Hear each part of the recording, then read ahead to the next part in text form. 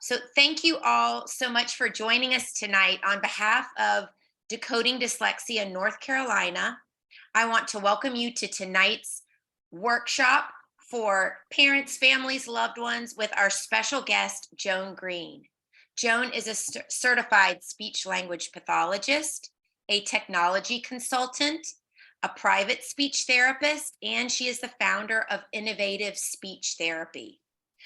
The use of technology to support clients and maximize their progress became an area of specialization for Joan and led her to write the book Assistive Technology in Special Education, which is currently in its third edition, which is wonderful. We are so excited to have Joan here to share technology tips and recommendations for students, not only students of all ages, but also for adults as well. So thank you so much for being here, Joan. I will pass things over to you. Take it away. Well, thank you so much for having me. I'm going to go ahead and share my presentation. Let's see here. Okay, so today we're going to talk all about technology to support reading and writing. And I really love it when this is an interactive session, so that this is a parent workshop, and I'm going to be encouraging you all to type in chat. Because I don't want, I can learn from you, you can learn from me, and you can learn a lot from each other. So I'm going to be looking, when I look to my right, I'm looking at all of you and I'm looking at the chat, and my presentation is straight ahead. I have a couple of monitors here. So let's move forward. So today we're going to talk all about reading and writing challenges. So I want you to just take a minute and open up the chat. You don't have to, but it'd be really great. And just tell me all the challenges you're having with students that have reading and writing difficulties. Like what's really hard for them, and what are you hoping to learn?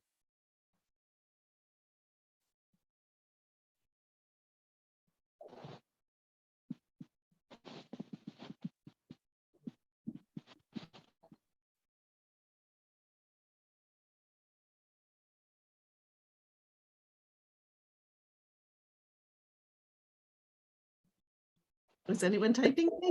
Let's see. Okay, spelling and grammar is a major challenge. Editing paragraphs is really hard after using speech to text. Letter reversals and how it affects their reading. Behind in reading. Decoding sight words. Desire to want to read. Yeah, so there are all kinds of challenges, and hopefully today you're going to all come away with one or two nuggets: spelling and reading comprehension, endurance with reading, can't write because they can't spell, phonemes and blending. Okay, so what we're going to do is we're going to talk about what I did is I just wrote a bunch of challenges here. So, we're not going to talk about what dyslexia is, because I assume you all know it and you have other presentations on that. I'm going to get right into all the different technologies that can help. But these are a list of, retaining information from text, spelling, letter order, and reversing, tracking and skipping lines, holding and processing information, making connections to the text. And then a lot of writing challenges. It's not just reading, right? Spelling, handwriting, organization of ideas, grammar and punctuation, proofreading and editing, attention and sustained focus while reading or writing, slower speed. So what we want to focus on for the next hour is this new generation of tech, which is amazing. And as parents, what we want to do is familiarize ourselves with what's possible. And so today, my main focus is going to be to give you an overview of what's possible, so that you can pick a few things that might pertain to your particular child or an adult, because I also work with a lot of adults that have challenges. And then what we need to do is match the individual needs with the tech features, and then give it a try and adapt as needed. So as I was introduced, I call myself now a tech advisor.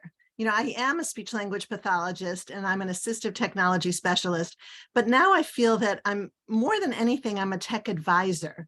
And so I'm not really acting very often anymore with my speech pathology license. I'm providing online tech guidance to speech pathologists and other professionals, and also families, so that they can really be advocates for their kids. And I offer free 15-minute phone consultations with anyone, anywhere. And I typically do about 2 or 3 of these phone conversations a day. And it's my pleasure. There's no pressure to sign up with me for my program that you pay for online, my online sessions. But that free phone consultation can really help in just giving you a direction of what to try next. So if you're ever interested in that, you just go to my website, innovativespeech.com, and pick a time and I call you. And these are some of my favorite tools, and we'll be talking about a lot of these today. So I know that a lot of the students are using Chromebooks, and so I'm really going to feature Google Chrome and the, all the different Chrome apps and extensions. But I'm also going to be talking about ways that you can use your computer, your tablet, and your phone to help with reading and writing. And then at the end, I'm not going to focus a lot on digital pens because I'm really trying to stick to the basics. When Emily talked to me, she said, talk to parents who are just getting started in the world of tech to know what's possible for students in K through 12. So that's what I'm going to focus on. But I am going to give you a glimpse of, once you know the basics, some other resources that you might want to look to. So in many of our devices, in our phones and our tablets and computers, now they come with universal design in mind. So they have built-in features that we can take advantage of that really can help students with reading and writing. And those are typically in the accessibility settings.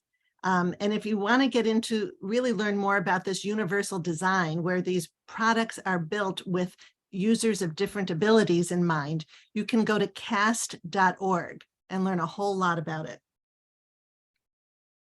And again, everybody can have a copy of these slides, and everything is linked. So when you get the PDF, you can just click on it and go to all these resources. And as you start exploring all these different accessibility options, these are the the big 3, Google, Apple, and Microsoft have terrific accessibility websites that you can go to, and whether, you can look at all that's available, and they have wonderful tutorials on them. So what we're going to do for during this hour is I'm really hoping that we can establish a new tech mindset. So, as a parent, tech has good and bad points. And I know that more than ever, it's hard with screen time and with all the social media. There are a lot of challenges with tech. But tech can also be a godsend when it comes to reading and writing, because unlike paper and pencil, it can give students with dyslexia the support that they need. So we want to be thinking, how can tech help my student better access information in the curriculum, improve their learning, and demonstrate knowledge? Or if it's an adult, you want to think, how can tech help me do my job better? Because there may be a number of people who are watching this as a parent, and you may have a lot of reading and writing challenges. We know that often, there might be a heredity component. And there are a lot of people that have undiagnosed dyslexia who are adults in the working world, and reading has always been really hard. So what we're going to do, the professionals who are in the world of assistive technology use something called the SET framework. And I have a link to it there where it's explained in detail. But basically what we want to do is we want to consider the student first, and their strengths and their weaknesses. And we want to work with their areas of strength to overcome the area of weakness. And then we need to think about, where are they going to be using the technology? Is it in the classroom? Is it at home? Is it in a work site? And then we want to think about what they're being asked to do. So are they being asked to read a book? Are they being asked to read something on a worksheet? Are they being asked to read something that's on a website? Or the same thing with writing. Is it handwriting and filling in a worksheet, or is it is it typing in a Google Doc? Or is it typing online to fill in a form or something? So we have to really analyze the task, and that's going to help us figure out what tools to use. And then the tools, I'm going to be reviewing a lot of those today, and some are available on a computer, some on the tablet, some are online, based online. And so we'll look at a bunch of different tools. And then a lot of people put in a second T with a set framework, and that's a piece that's often forgotten. It's like once you show a student something and you show them how it works, that can't be the end of it, because people really need ongoing support and training. And sometimes you need to customize the settings and practice it and tweak it a little bit until you know that it's working correctly. Oh, and I should have said, if anybody wants to see closed captioning, just click on the CC on the bottom of the Zoom screen, and you'll see captioning. As I speak, you'll see the words appear. So let's talk a little bit about reading. As you know, before we get started with all of this, there's always the question of who's in charge of these reading tools. Is it something that the school is providing and training the student on, or is it something that the school isn't really providing and the family's taking the lead with it? And then there are a lot of questions about, like, when is your student allowed to use it for school?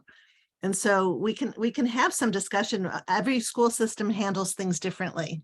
But I think that it's just paramount that if students have dyslexia, they need some support to access the information so that they don't keep falling further and further behind in all the different subjects just because they have trouble with reading, especially reading on paper.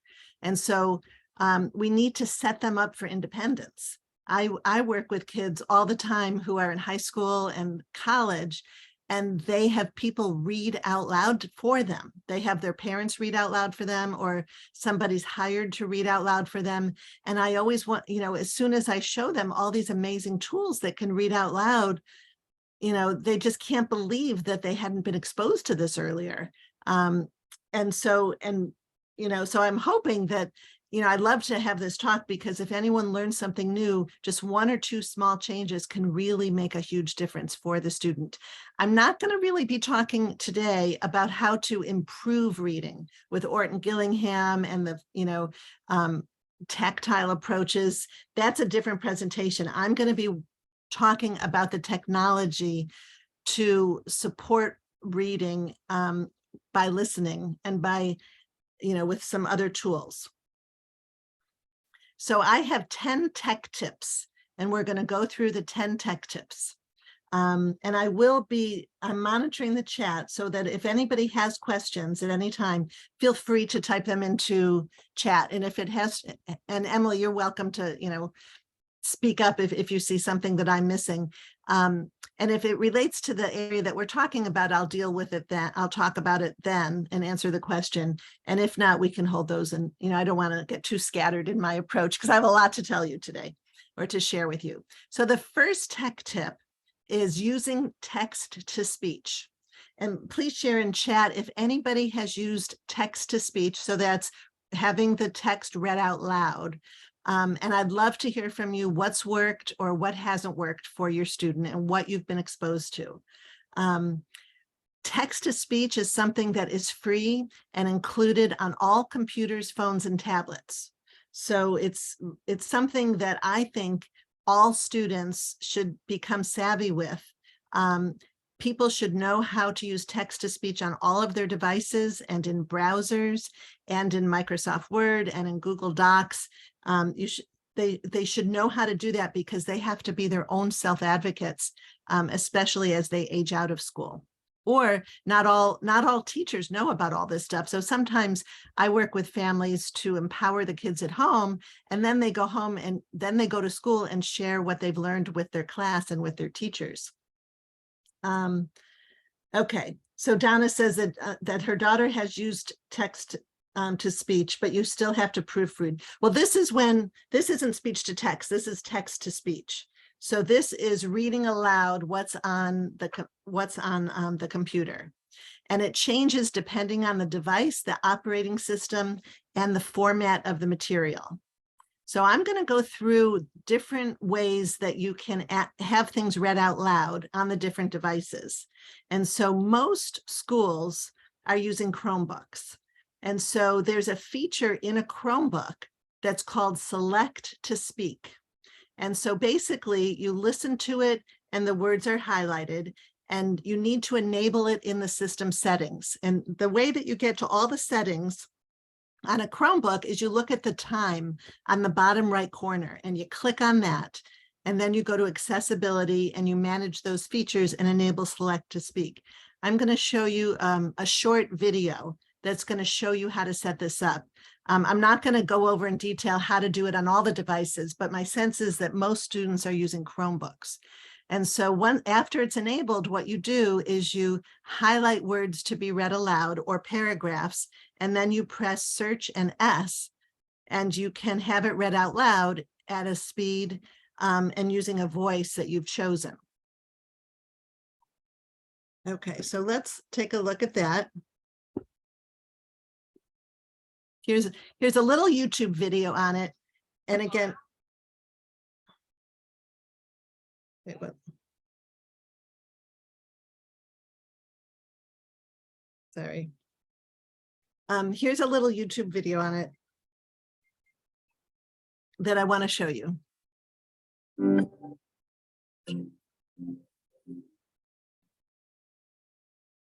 Hi, everyone. My name is Laura, and I'm on the Chrome accessibility team at Google.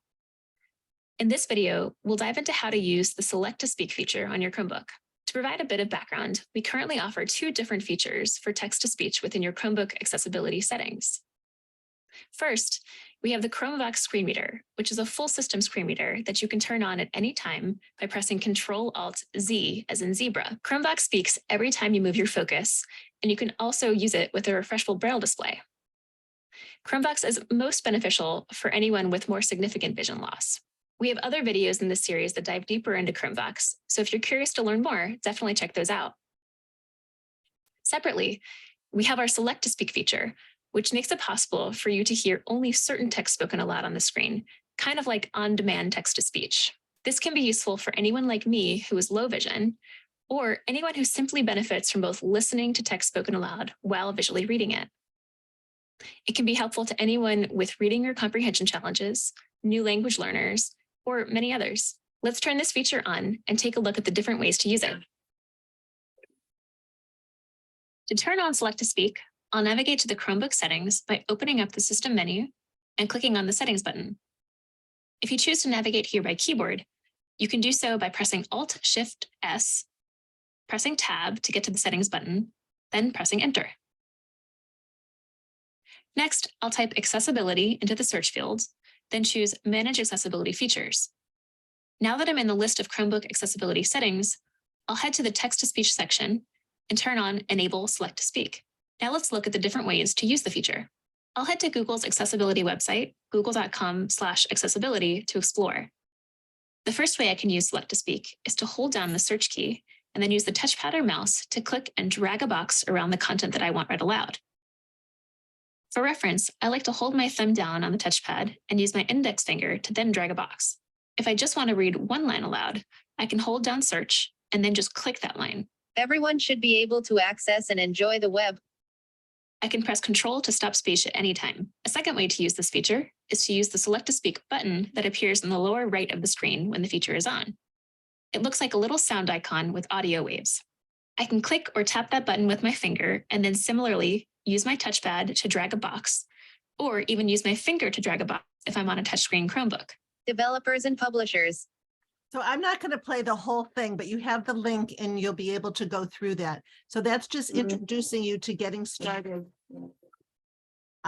with text to speech on a Chromebook.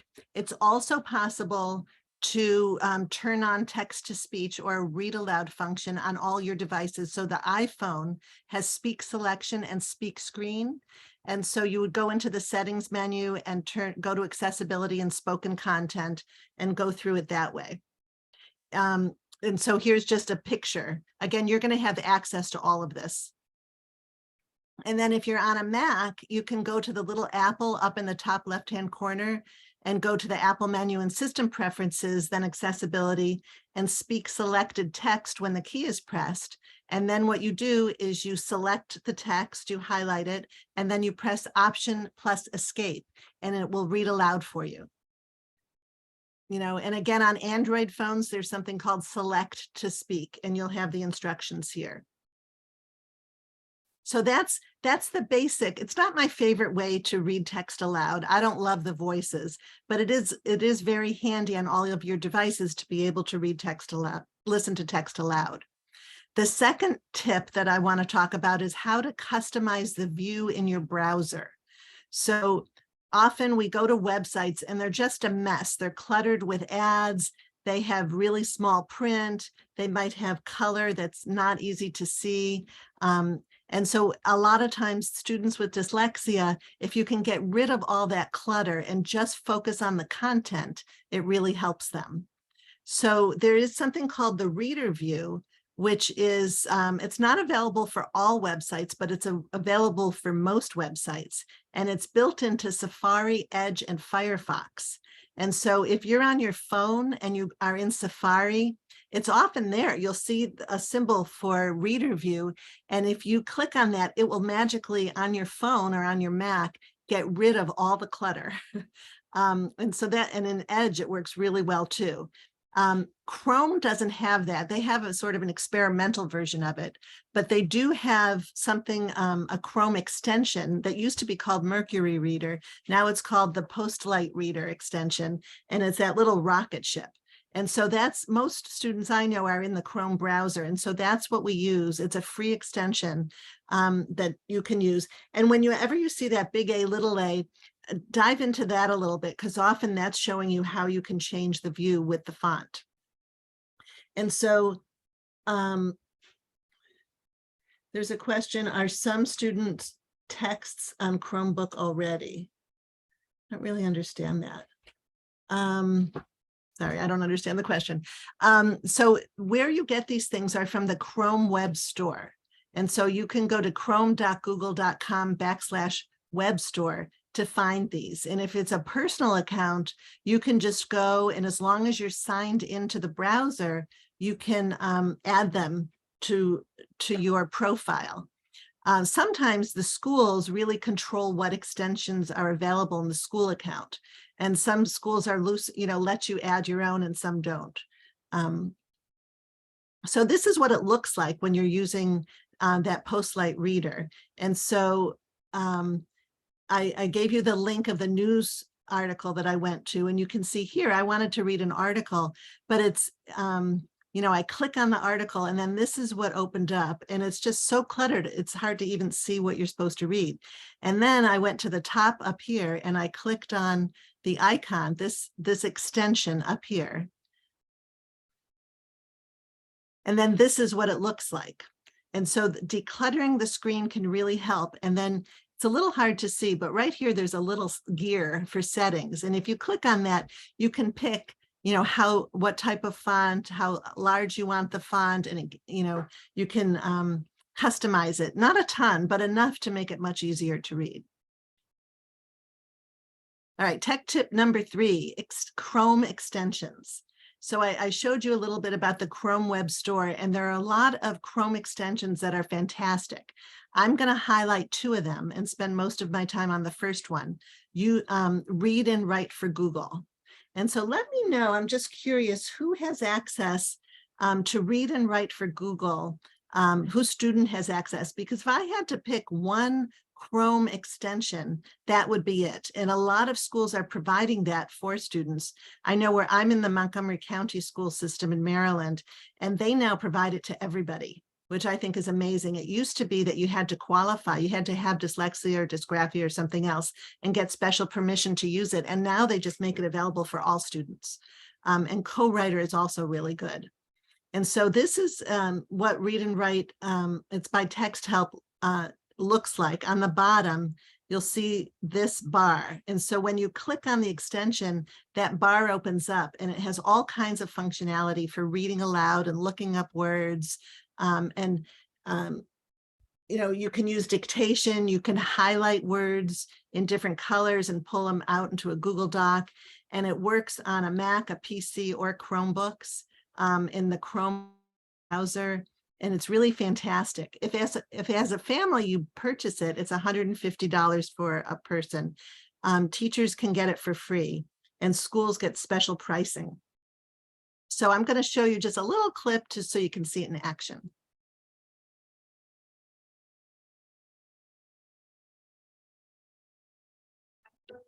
Read and Write helps students understand, engage, and express themselves. This literacy toolbar supports students with reading, writing, research, productivity, and more. It's a Chrome extension that works where you work, from Google Docs to Word Online, from learning management systems to web pages. Read and Write helps students read and engage with any text. The unique geography of the Arctic leads to unique weather patterns that reappear in the region year after year. Highlighting helps with focus and understanding. Customize your read aloud by choosing from a variety of voices and reading speeds.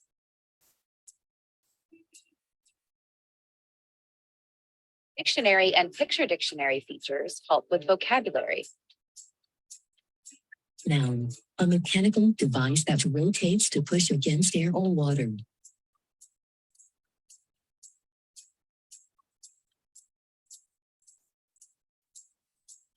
And Translator translates words into over 90 different languages. Okay. Screenshot Reader can read images or any inaccessible text. Thrust can be produced by an engine, piston, or turbine spinning a propeller. Read and Write helps students with typing, spelling, grammar, and expressing themselves. Word prediction suggests words as you type. Talk and Type lets you speak your writing and have it typed out.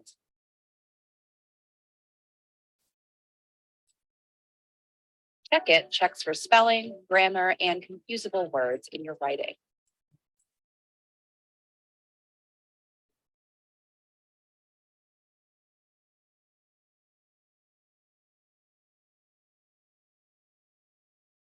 Read and Write's multi-purpose highlighting tools can be used for research, organization, or studying. Highlight important information.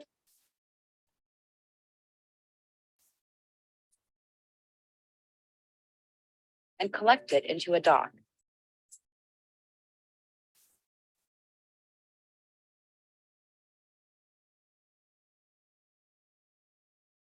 Or highlight single words to create a vocabulary chart with just one click.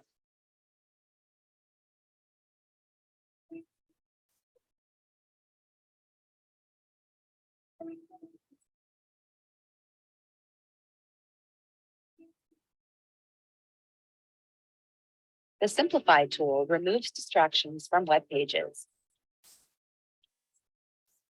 and lets you simplify the text, as well as change font sizes, colors, or spacing.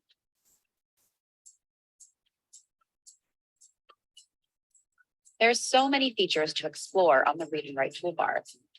To learn more about each one, check out the Text Help Academy.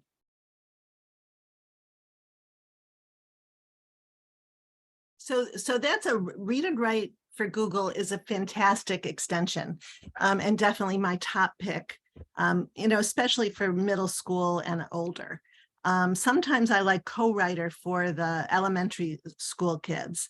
And this doesn't have as many features, but it's a little bit simpler to use. It's really great with word prediction. It offers speech to text and text to speech.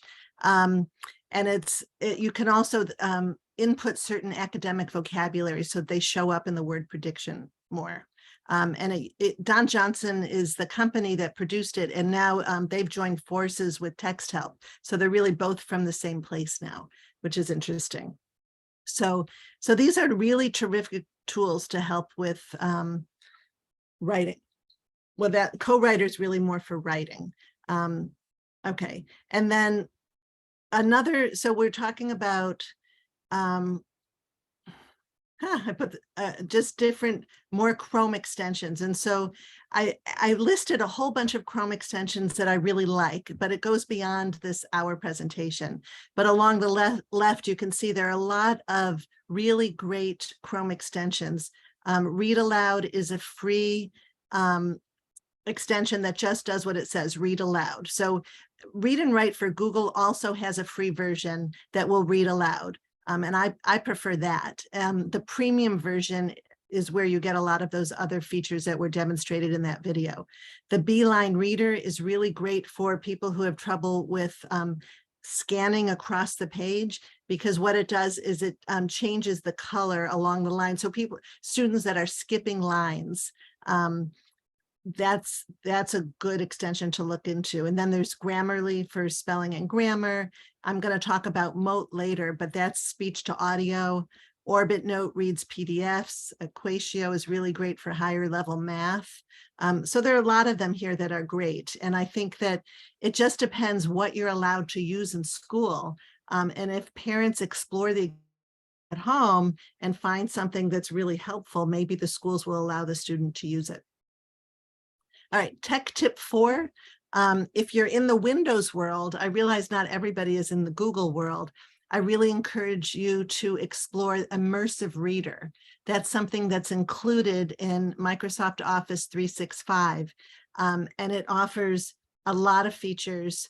I'm not going to take the time now to show you this video, but it shows you how in Word you can have things read aloud and use dictation.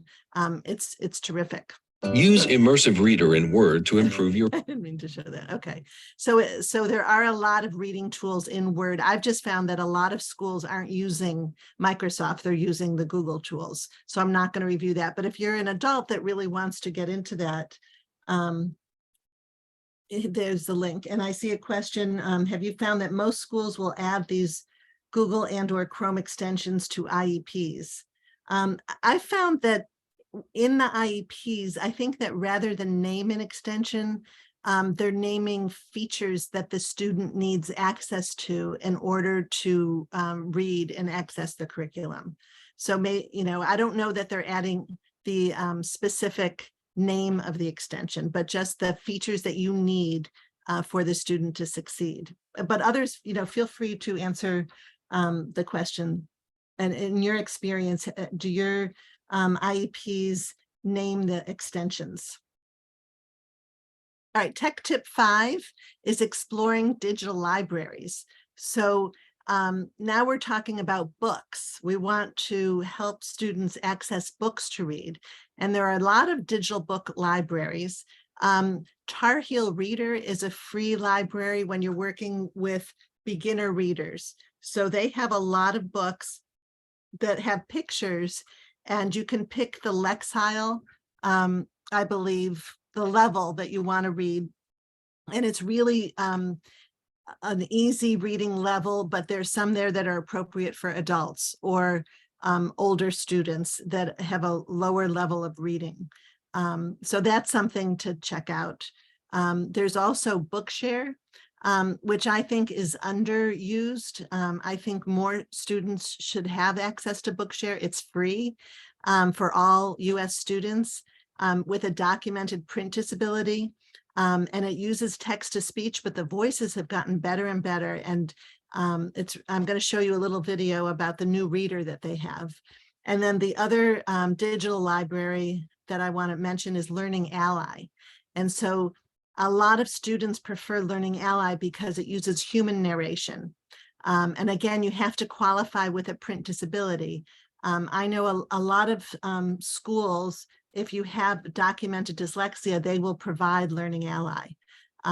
Or sometimes, the family buys it. It all, every state is different. And there are some specialized private schools that provide it, that I know that are created, they help students with dyslexia. I'm not sure that the public schools provide Learning Ally, but it's a great resource. So let's look a little bit at Bookshare Reader. It's a free app that you can get for a computer or a mobile device. And that's how you listen to the Bookshare books. And you follow along with the highlighted text. You can change the speed, the font size, and the colors.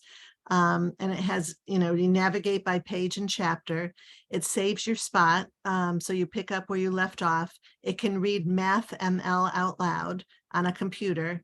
And if you're on a smartphone, it can read offline. You don't have to be online for it. So let's look at this a little bit. Read what you want, where you want with Bookshare Reader.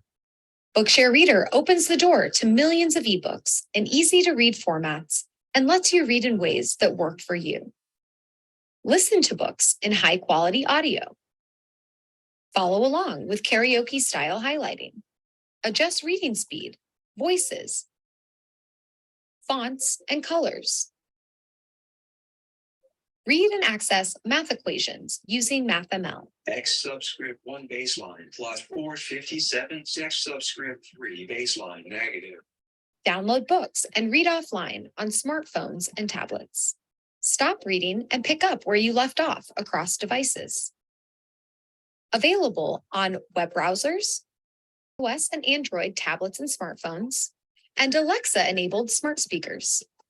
Whether you want to read for school or relax to the latest bestsellers, read what you want, where you want with Bookshare Reader. And again, it's totally free. And so you just need to apply. You can have an organizational account where the school takes the initiative and they manage all the books for the student and make them available in digital form, or the family, and they have access to more of the textbooks. I believe that's still true. Or you can have an individual account where the family, the parent takes the lead and fills out the form, and you need to get a signature from a speech pathologist or a neuropsychologist or a psychologist, whoever has done the testing or is very, can sign off that your child has dyslexia. And then it's all done online and it's pretty quick. So I encourage you all to look into Bookshare. Read what you want. Okay. And then Learning Ally. Again, this is just to let you know, this is not free. It's $135 a year. But the voices are human narration, and there are a lot of great books, and that you would just listen. But now most of the books are coming with the print, the highlighted print as you listen. So, and then two more live, digital and audiobook libraries. Libby is an app that's free that you can, it has access to it's connected to the public library. And so you can get a lot of audiobooks or the digital books through that and read them. And I also wanted to mention for the younger ones, Khan Academy Kids is a fantastic app. If your kids are younger and you want to find something with books, it's really great. I'm going to show you, because a lot of times families are just looking for something that they can have their kids do while they're cooking dinner or something, and you lock them in on an iPad with guided access or something. And I really like the books that are included in this. So I wanted to include it. I'm just going to show you a little bit about Khan Academy Kids, and it's totally free. You can use on iOS or Android. Growing up is exciting. There are so many firsts to discover. Your first word, your first book, your first day of school. And with each new thing you learn, you grow. At Khan Academy, we embrace and celebrate learning at all ages. We created Khan Academy Kids to spark the joy of learning in kids ages 2 through 7. Through thousands of activities, books, and videos, kids can read, play, learn, and grow. Narrator Cody Bear and her friends guide kids through the app, encouraging creativity, curiosity, and kindness. Because we believe that everyone should have access to learning, Khan Academy Kids is completely free. No ads, no subscriptions. Khan Academy Kids, now celebrating first words through first grade. Available in the App Store, Google Play, and Amazon. And I love Khan Academy kids. Growing up is exciting. All right, tech tip number 6. What about paper worksheets? I know that this is a big problem, and a lot of schools, hopefully it's a little bit less of a problem now, after COVID, and since everybody's a little bit more into computers, but I know through the years, it's been a huge problem that everything is worksheet based, and students really may need to get them digitized. And so I think parents should not be in this role. Really, it should be the educators that provide digital access to everything that's on a worksheet so that students can better use it. And they need to provide accessible PDFs or an EPUB file. EPUBs are easy to read. The accessible PDFs, you can annotate on top of them. And there are a bunch of tools that are good for this, good for dealing with PDFs. It's a little bit beyond what I have time to go into, but I really like Orbit Note. Is a Google Chrome extension, and you can use it on Edge also, and it's by Text Help. And so that's a really good tool to be able to access PDFs and have them read aloud and write on top of them. I also really like the Voice Dream Reader app that you can use for reading PDFs or Bookshare books. And you can, that really is the most customizable in terms of how the print looks, and and the audio quality, all the audio features for listening to things read aloud. And then there's Cami, which is a PDF reader that you can listen to the words and you can write on top of it. Inclusive has been out for a long time, but I only learned about it recently at a conference. And that's a place where you can have a digital reading platform where teachers can put a lot of the worksheets up inclusive, and they're really accessible for all the students.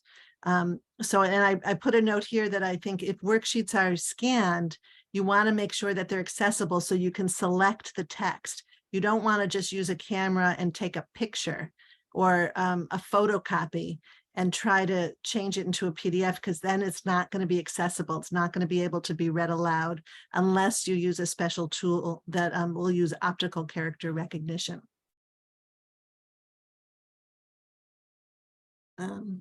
Okay, tech tip number 7 is Google Lens. And this is something that it's fairly new, but I think it has amazing potential. You can just use it on an iPhone, you use the Google app, and on an Android phone, you use the Google Lens app, I'm pretty sure. And what you can do is you just point it at something.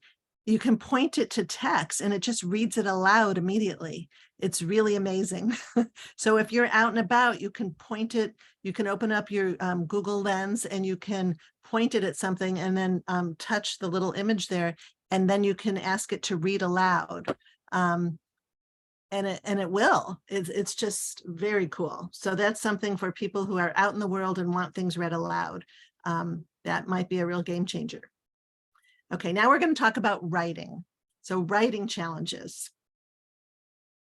So here, this is where I talk about speech to text. So consider typing by speaking. All of the devices have the ability to use speech to text. And so if you're on a Windows computer, once it's enabled, you use the Windows logo and H, and a microphone pops up and you can speak.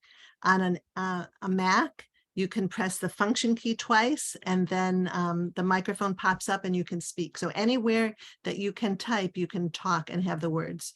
And then on a Chromebook, you can touch the microphone icon or the word search and D. And it's good. On Chromebooks, I already showed you a little bit of this, but on the bottom right, that's how you get into the accessibility. And then you enable the speech to text.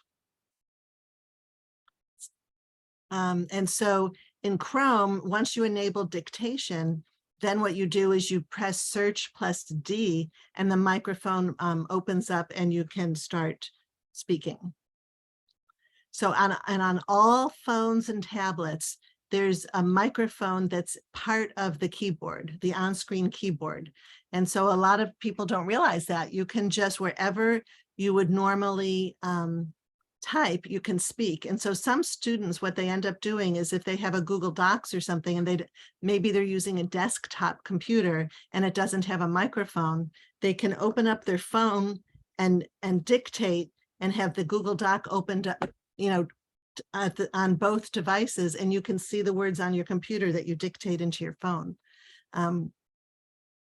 But dictation isn't a magic solution. It's not perfect. It needs to really be explicitly taught. And many students give up too soon. It takes a lot of practice, and you have to speak clearly. Ideally, you reduce the background noise. If it's something fairly long that you're typing, you want to use an outline to, you know, because you've still got to know what you want to say and say it in an organized way. You need to proofread really carefully. You can use text to speech to help you. And usually you need to use the punctuation commands, like say period or comma. I know in Microsoft, it's starting to automatically insert the punctuation.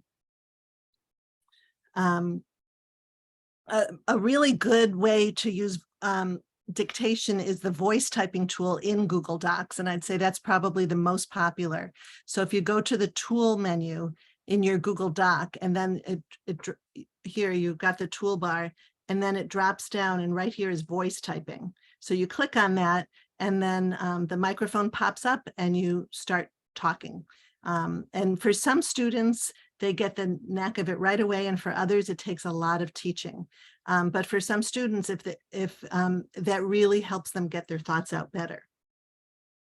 In Microsoft Word, that also has dictation available for Microsoft Word 365 and Word for the web. There is a place right here to have dictation.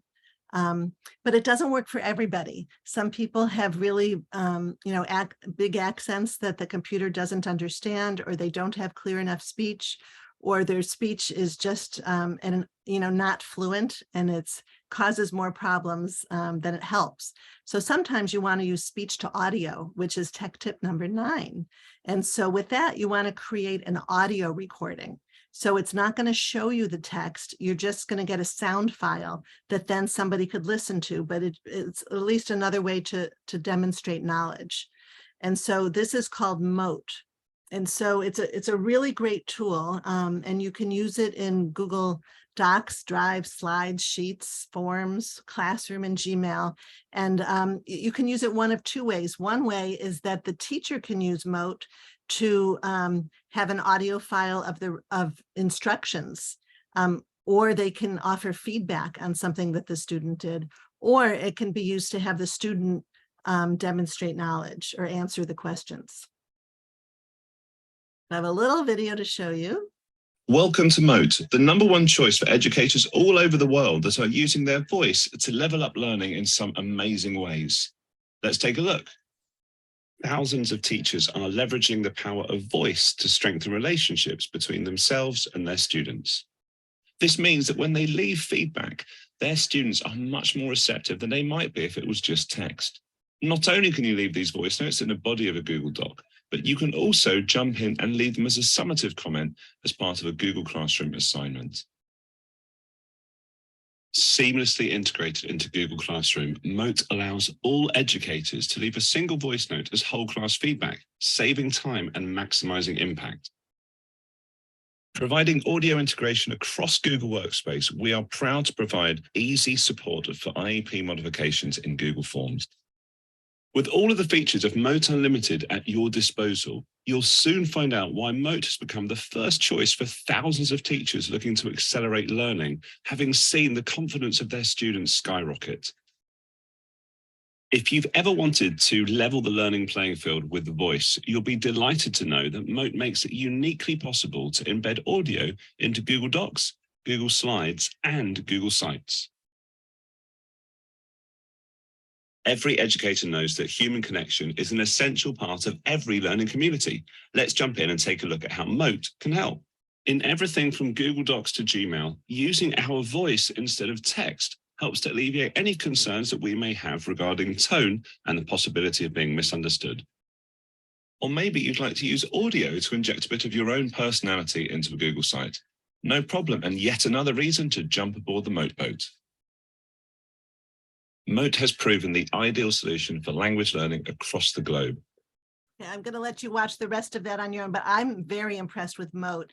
And I think it's actually easier for kids to use to demonstrate knowledge than speech to text. If speech to text doesn't come naturally, or they've tried it a few times and it just doesn't work well for them. Welcome to Mote, the #1 choice for educators. Okay. All right, tech tip number 10, because I want to have time for questions here. I just lumped in smart assistants, smart pens, and AI. And I think that there are a lot of treasures out there. I covered all the basic ones first, but there is a lot more out there that we just don't have time to go into. I really think that the smart assistants can help students, with listening to books. They can send a text or an email with these smart assistants. You can give yourself reminders, timers, and alarms to help you stay really organized. There's just unlimited potential, I think, for, asking them questions, asking how to spell something. If we had more time, I'd have, feel free to share in chat if you use any smart assistants with your students and how you use it and how they respond to it. Sometimes I've found a lot of them go to the smart assistant to ask for help spelling different things. But it has a lot of potential. I've also given a lot of presentations in the past, and Brian Friedlander's here in the audience, and I've done presentations with him about digital pens. There are so many digital pens, like the LiveScribe Echo 2. I have it right here. It's a pen that has a camera in it. And so you can write some words down, but it records audio and it syncs it to where you're writing. And so that's a really terrific tool as students get older to help them take notes. There's also something called the C-Pen Connect, which is really cool. So that will read words aloud in a traditional book for you. There are a number of these reader pens. And then there's another one, called the Scan Marker Air pen, which is so cool. You can have a regular, for older students, and adults, you can have a book and you can highlight words in the book, and then it reads them out loud and it transfers the text into a Word document or a Google Doc. So, it's really incredible. There are a lot of very cool tools out there.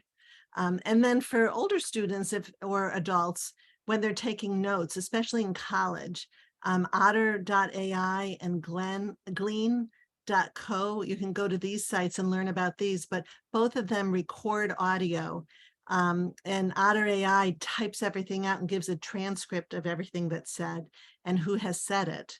And Glean is a great tool for older students to take notes and record audio, and you can download slides and take minimal notes, but give yourself some clues about where you want to go back to the recording to listen again to some extra important information or something you might not have understood. So I actually have some courses available. I have on my website, I have a whole course on note-taking options and on if you're a parent that isn't really comfortable with the whole Google world and all the different apps and all the accessibility features within the apps, I have a course on my website. And I think that AI holds a lot of potential. I know that there's a lot of consternation in the schools because it can write essays for students and things. But I think that there are going to be ways to leverage the benefits and minimize the harm and use it to help students write better and come up with some really creative ideas. It's all about the prompts and the interaction with the prompts. But just one or two small changes may make all the difference. And so what I challenge you to do is just think of one thing that you've learned today. And I'm going to stay around for as long as you need to answer questions. But if everyone could type into the chat just one tool or feature that I covered that you think that you didn't know about that might help your student. And I'm going to leave on my contact information. If anyone wants to get in touch with me, I'd be happy to chat with you. So that, does anybody have any questions? Joan, Christy made a comment. You may have an idea. It says if teachers use Google Slide that need to be asked to make them accessible, oftentimes they are pictures of text which is not readable. It's that most recent. Okay, if teachers use Google Slides that need to be,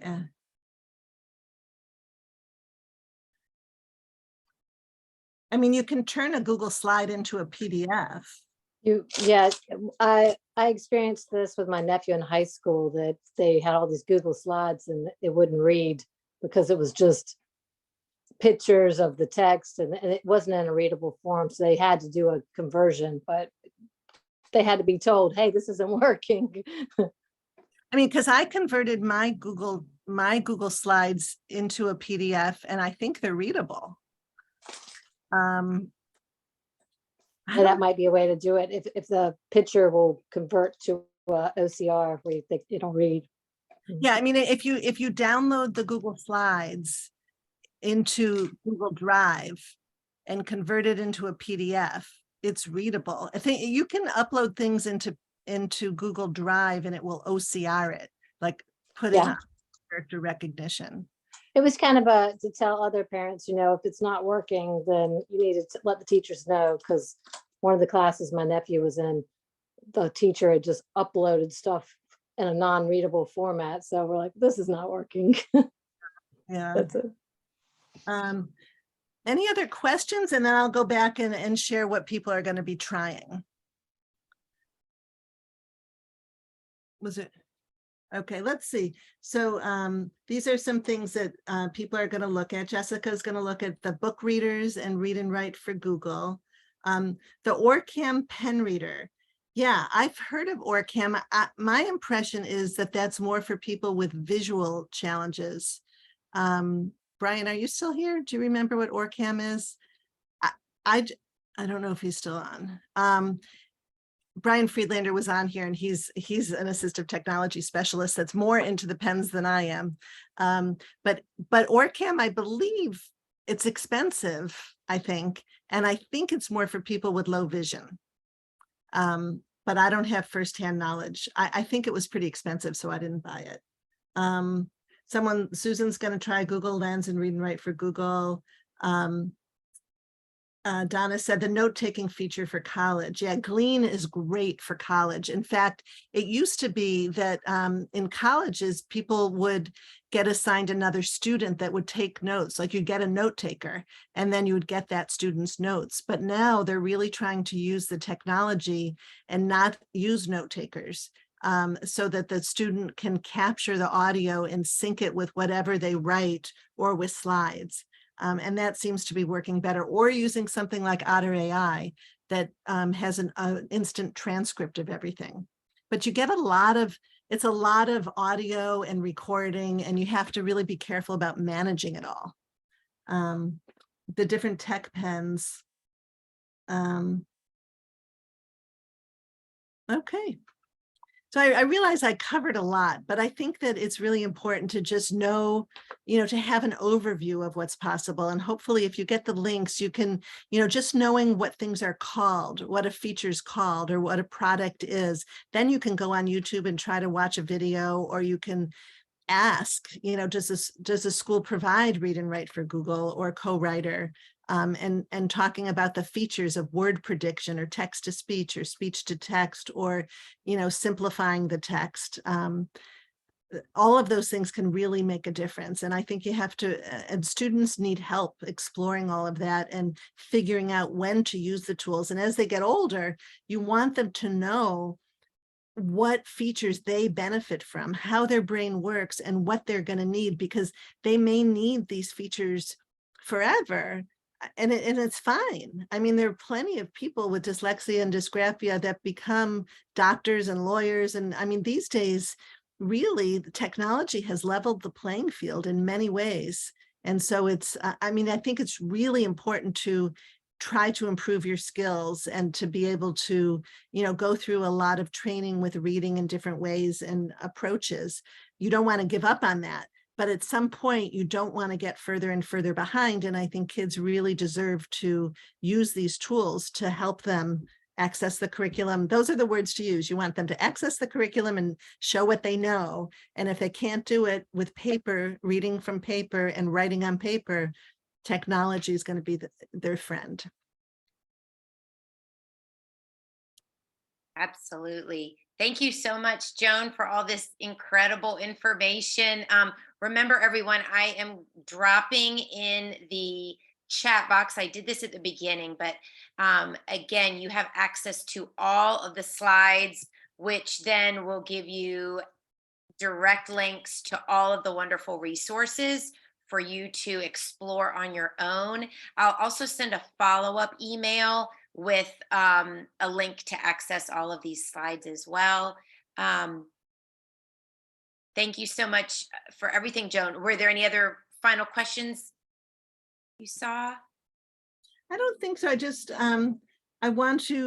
want to really reiterate, I'm a mom too. I have 4 kids and my kids are 23 to 30. And I know, like, it's hard to know who to trust and who to listen to. And you want to advocate for your kids, and the schools might not be, they might not be on top of things, and so I really try to act as a team player. And if there's something that you think that your child might benefit from, try it out on your own and see how they like it, or get some help. And really, I do free 15-minute calls. If you have questions, just set that up with me. And then if you really, if your student really likes something and then they go in and they show the teacher what a cool thing they found out about, and we can all come at this, working together. Because it's I have a lot of friends who are teachers. It's hard for them to keep up with things. And often there are only a couple of assistive technology specialists for entire districts. And so they usually don't work one-on-one with the students. They try to empower the teachers with the knowledge to then, trickle on down to help the students. And there's just too much for everybody.